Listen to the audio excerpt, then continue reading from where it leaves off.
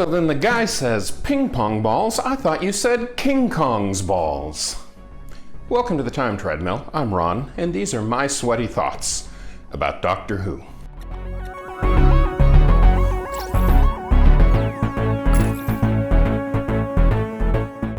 The climax of Robot is very much an intentional King Kong pastiche, with the titular robot grown to a gigantic size, kidnapping Sarah Jane Smith and going on a rampage. But for all that, to their credit, they didn't lean too hard into that pastiche. It was just enough to be recognizable. But that's not what I wanted to talk about today. Now, there's also the fact that the real villains of the story, the SRS, the Scientific Reform Society, they are very clearly modeled after the Nazis, and this being written and filmed at a time when there was a legitimate, serious concern about the rise and return of fascism in Europe, which, looking around today, 40 years later, kind of a problem, and not just in Europe.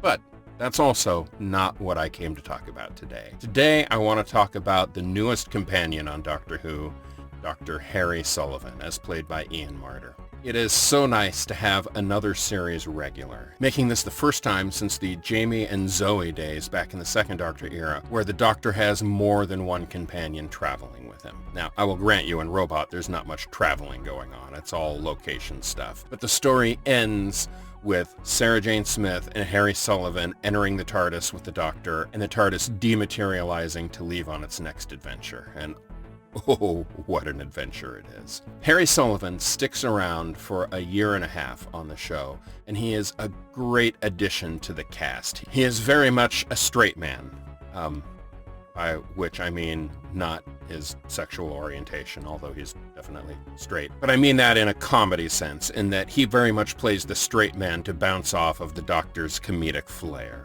and it works beautifully throughout his time. Starting tomorrow, we truly enter the Holmes-Hinchcliffe era of the show. And indeed, the remainder of this season is one long protracted series of events that chart Harry Sullivan's journey with the TARDIS. And so the next 5 stories happen back to back to back, sometimes in the same locations but at different points in time. It's a great bit of writing, and I am so excited to get there. And having the team of the Doctor and Harry and Sarah Jane Smith is just perfect.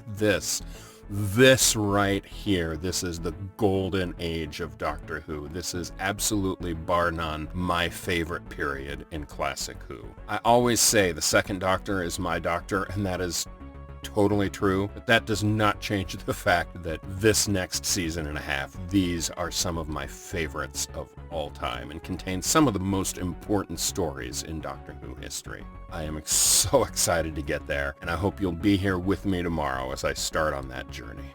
I'll see you then.